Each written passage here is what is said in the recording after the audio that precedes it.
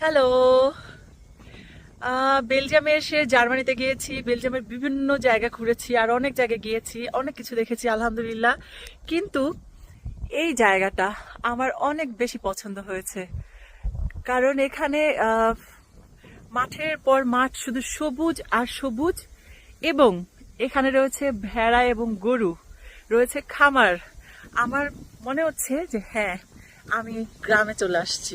এবং এখানে আসার পরে আমার খুব ভালো লাগছে। আমার সাথে যারা আছে তারা এই 3-4 দিনে বুঝতে পেরেছে যে আমি প্রকৃতি অনেক বেশি পছন্দ করি, সবুজ আমার অনেক ভালো লাগে। এবং আমি সবুজের মধ্যে আসতে পেরে খুব ভালো লাগছে। যদিও রাস্তার চারপাশে শুধু সবুজ আর সবুজ, কিন্তু এরকম গরু, ভেড়া, তারপরে খামার, আহ, আমার এখানে এসে খুব ভালো লাগছে, খুব। আলহামদুলিল্লাহ।